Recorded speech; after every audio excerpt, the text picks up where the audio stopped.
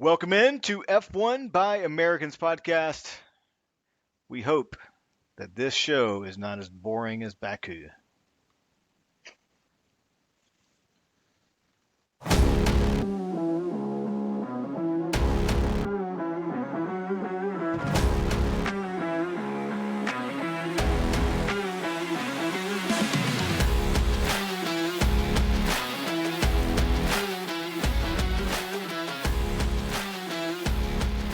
Steven,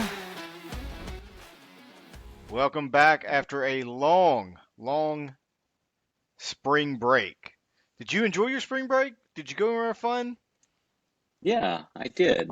I mean, a lot of work, but it was a good little spring break. I'm not really used to that with Formula One. We're used to that summer break, but spring break jumping in there is a little bit different. So, how was yours, Patrick? Yeah, it was really good, man. I spent it on the Monaco coast, enjoying all the boats and getting to see our good friend Charles Leclerc running around Monaco. It was great. It Man, was really man, really good. Yeah. Ran into yeah. And Daniel Ricciardo at the Met Gala last night, so yeah, it was man, really good. okay, man, you didn't even post any of that on Instagram or anything. That's really humble of you. Did you not get the invite? No, but you should be like, letting everybody on Instagram know, like, hey, I'm here in Oh, Monaco. like a influencer. Yes, yes. F1 Okay. influencer, Oh Patrick. yeah. Hmm. Yeah. Hey, speaking of Instagram, we do have an Instagram now. So F1 by Americans podcast. So we're going to be posting some of the content that we discuss on this show here, so you can have little bits and snippets about what we talk about if you're not able to catch the show. But I did notice this week we had some new listeners, and That's from the awesome. metrics that I'm able to watch. So thanks to our new listeners. Please tell your Yes. friends about the show, and if you ever want to let us know about something that you want us to talk about, or if there's something, just whatever. Twitter, F1 by Americans. Facebook, F1 by Americans Podcast. And the same thing on the Instagram, F1 by Americans Podcast. So leave us some comments. Tell us what you think of the show. Thanks for tuning in. Stephen, to I kind of hate beginning this way because it's kind of a somber note, but yesterday was a very monumental day in the history of Formula One.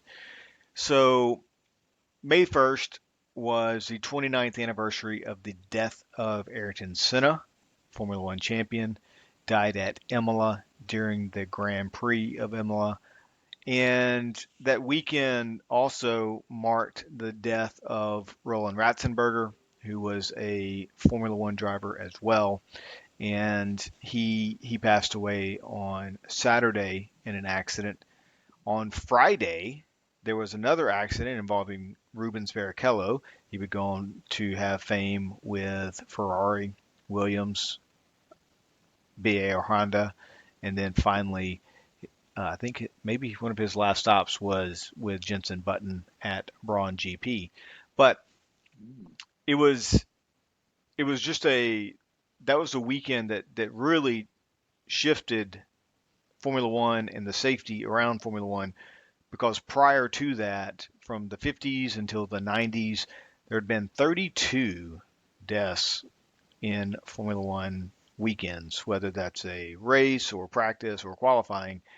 And then since 1994, the death of Senna, we've only had one death in a race, and that was Jules Bianchi a few years ago in 2015 mm, at the Japanese Grand Prix with a freak accident during a rain. mhm, So I mean, that actually wasn't even a racing incident technically, mm. but Yeah, yeah. still unfortunate that in Jules Bianchi, for the listeners who don't know, that is Charles Leclerc's godfather. Mhm. Did you know that, Stephen? I did. Yeah. Okay. Yeah, I know Okay. that there's a close connection there between them. I also didn't know that. I mean, obviously knew of Senna's death and everything, but didn't realize about Roland Ratzenberger in the same weekend passing away. That's a pretty crazy thing to happen. Where Saturday you have one, and then Sunday the next day, I guess, from what I understand, Senna's death as well. So, man, that's quite a um, major weekend of racing that to be remembered. And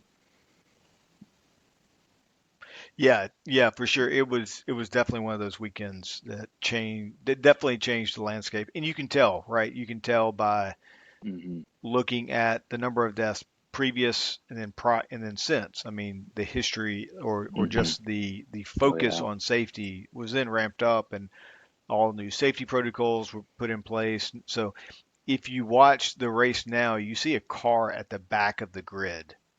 Have you ever noticed that? The hmm car at the back of the grid? yes, So yeah, that car follows the race and then they pull off after the first lap. And so very hmm similar to what happened with Romain Grosjean a couple of years ago. That's why the car was there so quick because it follows the beginning of the race to be there in case of hmm an incident like that. And so, some pretty Dr. Sid Watkins was one of the most instrumental guys in doing a lot of the safety protocols from Senna's death forward. So a lot of great things came from it from a very unfortunate incident, hmm that weekend. yeah, yeah, no doubt. So kind of talking about the weekend, Stephen, wanted to just go ahead and jump in. You and I were texting earlier, and I said, hey, I don't want to bore our listeners today because the race overall, I really struggled with like finding anything redeeming in that. I, I'm sorry, Yeah. but really the only thing that I felt like you could talk about coming out of that race was, did Red Bull make a mistake about pulling Max in too soon and leaving? hmm But you don't know, right? And we can talk about that Yeah. in just a second when we talk about, is it time to move on from Baku? But heading into the weekend, there was a lot of changes regarding the sprint format weekend. So hmm listeners, every race you don't have a sprint race. So there's only 6 races a year where it would be practice on Friday, qualifying, and then Saturday you would have a free practice two, and then you would have a hmm sprint race. Then the sprint race would set the grid for Sunday. That was the old way. And then hmm this past week, Formula One said, hey, by the way, we've got some changes. All the teams have agreed to it. Here are the new changes. You'll have FP1 on Friday. You'll have a qualifying for the race. No, hmm qualifying for, no, is it qualifying for the race or qualifying for the sprint? It's Yes, qualifying for the for race. the race. Yes. Qualifying for the race on Friday. Then you have a qualifying for the sprint on Saturday morning. Then you have the hmm sprint on Saturday, and then you have the race on Sunday. So a lot of changes about just kind of how the weekend goes down. So Stephen, just initial reactions to when you heard the news about the changes in the format. What did you think? Yeah, I mean, I was definitely intrigued by it. I've never really been a big fan of how Formula One would take these sprint weekends and take it to where the starting order on Sunday's Grand Prix race was determined by the ending of the sprint race. I'm not necessarily against that. For me, I didn't like that as well. So I kind of like the idea of going into it like, all right, let's kind of separate it a little bit to where you have individual qualifying for the race, and then you have an individual qualifying session for the sprint race, and kind of separating the two as opposed to trying to merge them in some creative way, or kind of how I perceived it. So I like the idea. I also like the idea of you only have one practice session as opposed to three practice sessions. So instead of FP2 and FP3, now you have a sprint qualifying and then a sprint race. So it just makes it, to me, it's a little bit more engaging. There's more points to be thrown around, and so I like the concept of the idea and the direction that it's going. I think like I felt like it was, and how it came across. I thought it was. I enjoyed the weekend personally. I don't know. What was your take on it, Patrick? Yeah, so it's interesting. So they just, I, I, I felt like I thought it was a good move to shift away from the sprint affecting the race. If you're racing for points, you're going to get, I mean, you're going to get racy, right? And so you Hmm. have the opportunity, to run into some issues. And I think we saw that in Brazil last year. I think some of the, I think there were some incidents in that race. I think, Hmm. I think K Mag might have got taken out by one of the That's right. in yeah, so K Mag got taken out and he Hmm. had a great qualifying start. Um, but I just see some of the because he had won the pole. Yes. Yeah. He had Yep. won the pole for the sprint, right? And then he got Hmm. yeah. And so I I don't think because you get penalized in a sprint from an incident, you should also get penalized in the race for an incident. So Hmm. MotoGP has a very similar format on the weekend where they have a practice on Friday. They have a qualifying that actually sets not only the sprint race grid, but they also set the GP grid. So it's just one qualifying Hmm. that sets both.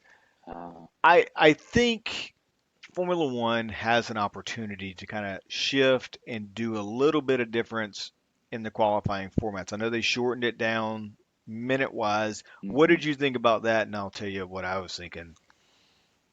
Yeah, yeah, and I guess to kind of explain to the listeners a little bit, the difference for the qualifying between a normal Grand Prix qualifying and this one is they had the three sessions, like you said, they shortened them down for the sprint qualifying, and then they also just allowed them to use one set of tires. I believe, if I'm thinking right, it was medium for the first session and second session, and then softs for the third session, if I'm thinking It right. might have been hard, medium, soft. I Or it might have at been one that way. point, Yeah. yeah, at one point during the last week, I saw that it was supposed to be a hard, medium, and soft, and I Okay. didn't ever see that ratified, Hmm. but Okay. Yeah, I whatever. can't recall it. But anyways, yeah, they have restricted it to, you have one set of tires for this limited amount of time.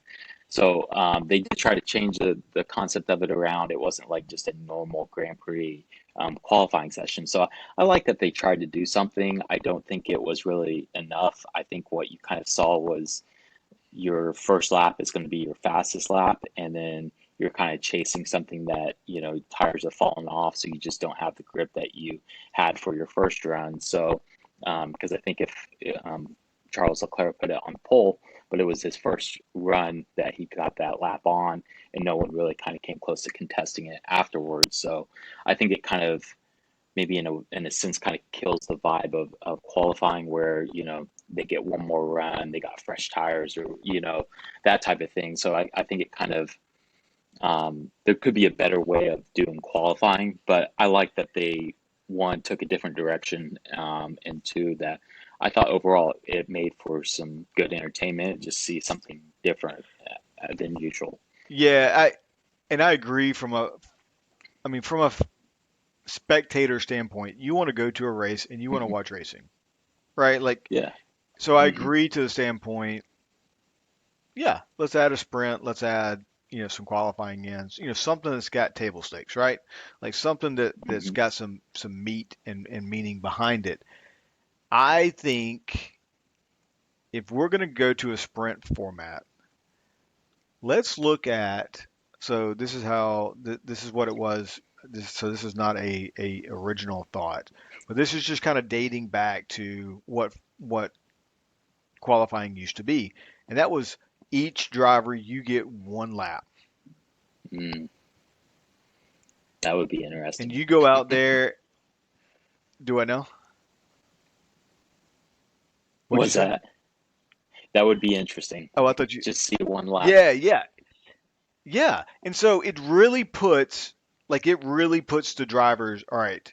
I've got to go out. So you get a warm up lap, right? So you get your warm up lap, and then you come back Mhm. around, and you're on it. You're full beans going into the Mhm. straightaway.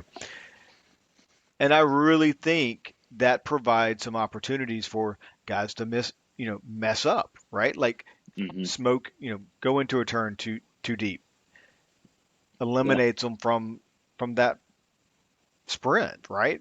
Because if Mhm. you've got a guy, I mean, let's just say like a guy like Logan Sargent that has been kind of in that 11 to 15 range, and then you've got a couple of guys that may just flub a lap. You may have him Mhm. starting in the top 7, 8. Who Right. knows if he Yeah. puts together a really good lap. And so I Mhm. think it would allow some. I just really think it allows for a more dynamic field, top to bottom, change up. And Mhm. also you could do it, points wise, like start with your lowest points guys first and you build up crescendo up to your guys that are number 1 and number 2. So, you're Mhm. coming down to it. Hey, Max, because you're on the top of the points, you're going out last. You know what everybody's done. You know the number to shoot for. I just Yeah. I don't know. I think it's better than all these three practice or these three runs. You flub a lap, whatever, come back in, throw some new tires on, get Mhm. back out there and go to it. I don't Mhm. know. I just think there's an Yeah. opportunity to have something a little different than what we keep seeing. Yeah, no doubt. And I think that that allows, kind of like you said, the mix up of the field, but yet without necessarily the penalty of a whole entire Grand Prix. So let's say Max Verstappen goes out there and blows his lap and starting 16th in the sprint. Well, in the Grand Prix, one, he could probably make up for that. But number two, um, he may have the fastest car, maybe the lead in the championship, but like it wouldn't ruin his Grand Prix, I guess, because of just a one-off, you got one shot at it. So it's kind of a way where maybe he loses 8 points, but he doesn't lose 25 points or whatever the case may be. So I Yeah, think it kind of even yeah, exactly. benefits the sport and also doesn't penalize, the top drivers or the top people in the cars, that fastest cars, they're not getting super penalized for it. So I like that idea a lot. Well, and I know that it's not on our script, but the one thing that we did talk about, you're running more races, you're running more, or Hmm. I mean, technically, you are running more races. You have an opportunity for more, Hmm. damage to your car. Did Hmm. they increase the cap to to to adjust for this? And then second, this is more running on the engines that they're already limited to six. And Yeah. I just, and then the other thing that I thought about today, I was like, do you qualify a sprint race win as a win? Like, what do you like? How Yeah. exactly are they going to Yeah. qualify those wins? Hmm. And then the extra points. So now, I think the old sprints last year were 3-2-1, right? So 3 points for Yeah. winning the pole, 2 and 1. Well, now it's eight Hmm. 8-1, right? So it's Hmm. 8 positions, eight. Hmm. These guys are getting a lot more points overall than they ever have, and so it's Hmm. hard to look back at history and say, well, Lewis Hamilton has the most points. Well, no kidding.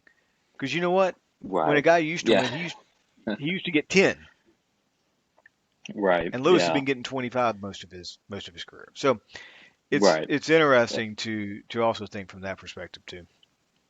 Yeah. I mean, to speak to that as well, like Lewis Hamilton's going to have more wins than Schumacher, but yet he also has a lot more races that he's raced in. He's racing in Right. 2022 races a season, where Schumacher was probably what, Right.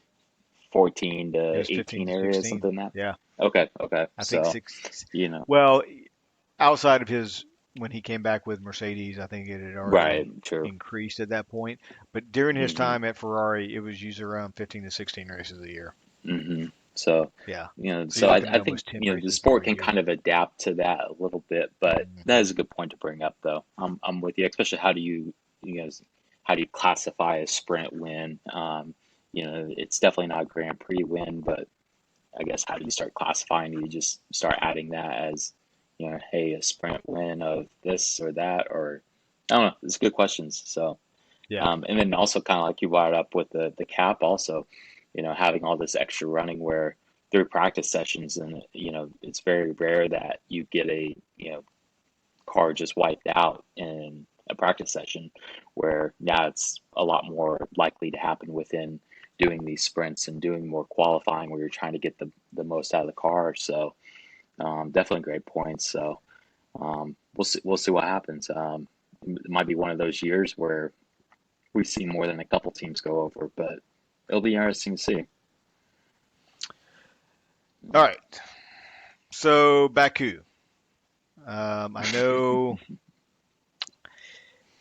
this was not the most exciting race that we have ever witnessed, and I think I can say the start of this season has kind of been this way, that the races have just kind of fallen flat, especially when you're comparing them Hmm. to what's going on in IndyCar. NASCAR this year's been a little flat. MotoGP has been great. I've watched all the Hmm. MotoGP races so far; they've been good. I, I've really struggled to sit there and really enjoy a race yet. I don't know about you, but this seems to be reoccurring at Baku, because I looked at our title last year of this race and it was Boring Baku. So this is like part two, This is part the two. Yeah, sequel. Boring Baku part two, the sequel. Going back to Baku. Yeah. Yeah, I Yeah. mean, is It's interesting because it's like I really do like the layout of the track. I think the way it winds through the city, you kind of have these mhm, you have these modern buildings in the background, but yet you also have yeah, these, buildings that are, from so it's just kind of, and you have this like castle actually in the middle of the track, like even yeah. like That dates so back to it's I just think a the 12th century or something like that. 12th or okay, 13th century. right, right, yeah. So like it's a really cool like mix of just a lot of different things, and just from a visual standpoint, it's a really cool setup. And then you got that long straight. So I don't know. I mean, I feel like it's such a great track to have, but yet the racing just doesn't seem to always show up, and It it does hasn't. seems to turn Yeah, into this like you almost now need the DRS to make overtakes, and then they even shorten the DRS, and then we see less overtakes. So then it's like, well, do we want to bring more DS back in? They shortened it 100 yards from, or 100 meters from last 100 year, meters. Yeah. just so the viewers know. But um, yeah, so it's like, how do you navigate all that, and then like on top of all that, like I feel like we're kind of in this like new era of Formula One racing where we have so many Drive to Survive fans, where it's like this nonstop action of Drive to Survive. So you bring people in on that, and then you produce racing that just isn't interesting, and that's kind of It's hard to falling sit short. through. Yeah. And it's like, yeah, so it's like almost it's like how do you stay true to Formula One racing, but yet also this new generation that you brought in with a very action-packed show. How do you kind of merge those two together and make it work? And so it's complicated to me. And even the sprint race itself was also kind of more on the boring side. So Yeah. it's I mean, like, once he got a lead, he was gone. yeah, yeah. And so it's just I don't know. I It's hard to say, and yeah. Go ahead, jump in there. no, I was just thinking back, because I remember as I was watching the sprint race and even the race, like the commentators were trying to find points of excitement. Like at the end, he was like, and Verstappen lunges at him at the line. And I was like, he's a good 10 cars back. Like, what's he supposed to Yeah, do? Like, he's not lunging at anything. Like, I just watched it and I was like, man, that you're trying to fabricate excitement when there's nothing going on. And I get it. Like, hmm you're trying to keep television viewers engaged, but Hmm. there was nothing to there was nothing exciting about that race, and or the Hmm. I don't even know if there was really anything exciting about the weekend. I mean, the first qualifying on Friday, two red flags in the first like Yeah. 5 minutes. And it's Right. like, is this how this is going to be this weekend? Hmm. Yeah.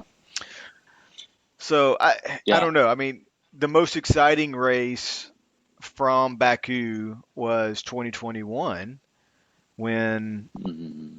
you had Stroll had the tire issue, Max had a tire issue, which caused the red flag, which made them line up and really just it was like a three-lap shootout at that point. Hmm. Lewis has the wrong brake setting on, overcooks the corner. Mark Webber yells. Remember that? Yeah, yeah, that's right. Yeah, yeah. I mean, just oh man, that was great. But but after that, Checo goes on to win, and that was it. Hmm.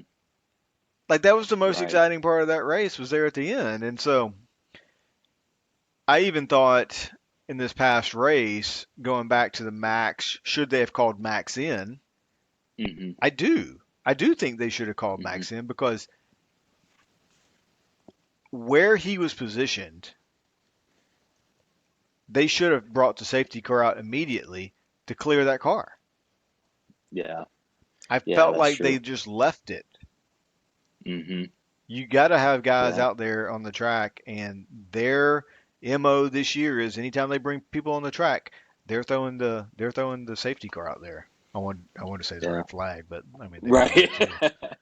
Hey, that, I mean, you got to bring people on the track, so I know. So let's just red yeah. flag it. Let's just start the race all over again.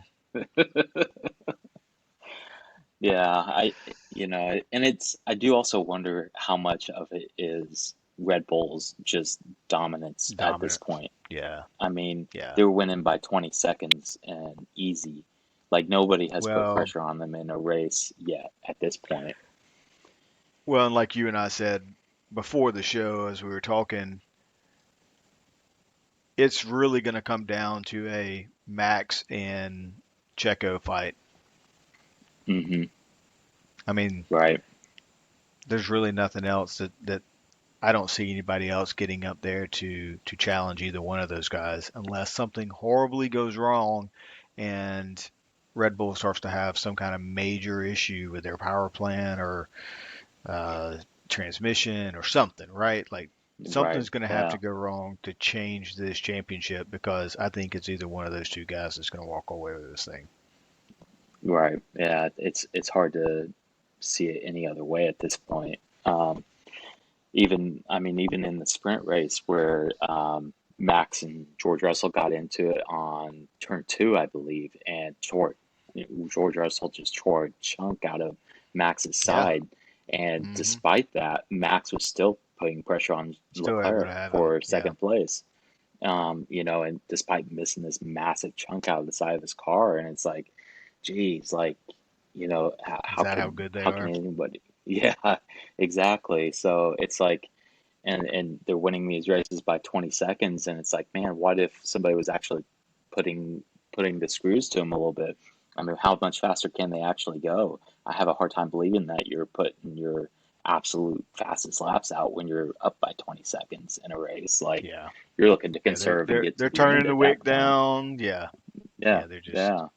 exactly. So, Yeah. so I don't know. I think that kind of plays into kind of even the whole season so far, just at how dominant they have been. Where it's just like, man, is this Max and Sergio going to be one and twos one way or the other? And um, unless if you have what happened, I guess last race with Sergio get knocked out, and or was it Australia, I believe it Yeah. was, and Yeah. starting 15th or whatever it was. So, um, but yeah, it's just yeah, I don't know. It just seems like the season's kind of running away from everybody else, and but I don't know.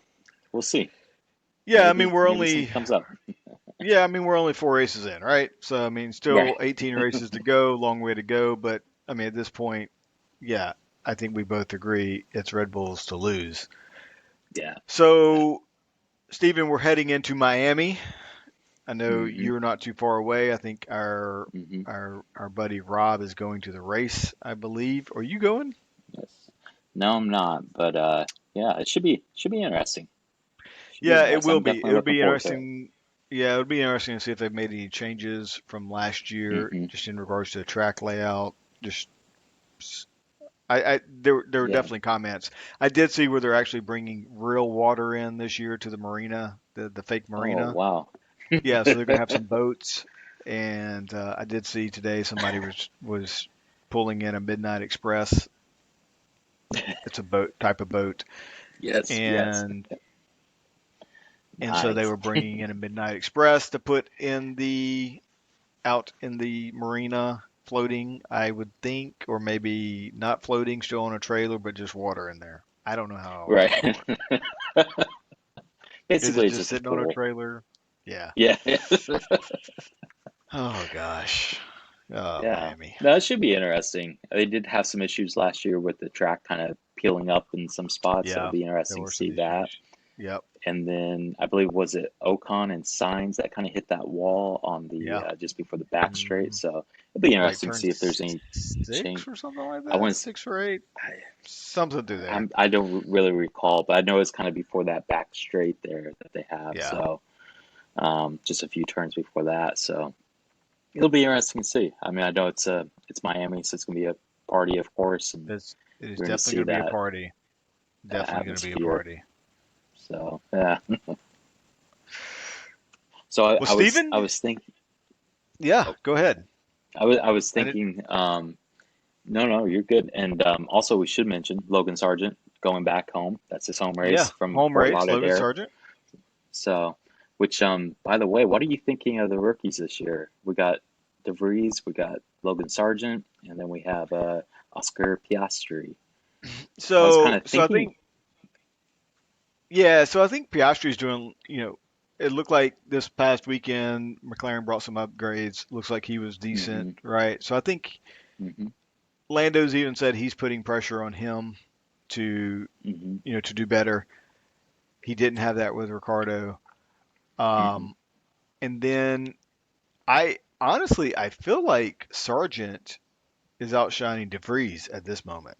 yeah, oh, I mean, definitely. Sargent has had a time or two, an instance or hmm two, like this past weekend he hit the wall and stuff like that. Look, Yeah, that's gonna happen, right? right. DeVries had the same, an incident as well. I mean, hmm that's just gonna happen in those tracks. But I really feel like Sargent has looked fairly good, fairly clean. Yeah, I thought he had a good weekend in Baku, despite putting it in the wall and missing out on the sprint race. But I felt Yeah, like outside of that one mistake there, like I felt like the rest of the weekend was pretty solid for him. yeah, I've been yeah, very totally kind of agree. surprised by DeVries. I felt like he's not lived up to where I expected him to be, and I agree. maybe him, I really expected him to come in and be a little bit more, make some more noise, yeah, because but that's especially not with really happened. yeah, if you recall, he raced in Monza last year and for Yep. Williams, and I think put it P9 at hmm the end. Like, um, Yeah. I mean, it was a really impressive drive, and so I really expected more out of him. But and Piastri, he's Yeah. been solid. He's been really solid. Like, really Yeah, seems he to. has. I wouldn't. I mean, by no means is he on Lando's level, but he's at least given them a number two driver that's really solid, and Yeah, he's been solid. I've been impressed. Not a lot of incidents. So keeping the Hmm. nose clean. And I think that's the big thing as a rookie is keep your nose True. clean, get the laps, Yeah. understand the car because laps equal experience.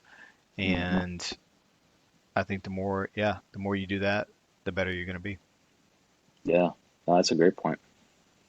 So, well, Stephen, yeah, I'm looking forward to Miami this weekend, and maybe we can get a guest on the show next week to talk about his experience at the Miami Grand Prix, and hoping for a great run by our American boy. Yeah, and just great race too, you know. We Yeah, can't have yeah, another Baku. Can't So have can't have another Baku. Can't have a boring Miami. Those two just don't go together. yeah, right. That's very true. Maybe like Very true. a Mantic Miami or something along those ways. So, Right. well, that's what we've got for you today. And we like I said earlier to all the new listeners, we appreciate you tuning in. We hope you're finding this show enjoyable. Pass it on to your friends. Make sure to look us up on social media, and we will talk to you on the next time. So next week we'll have a show out recapping the Miami Grand Prix and everything that's going on around then. So until then, keep your wheels pointed in the right direction. Have a great week, everyone.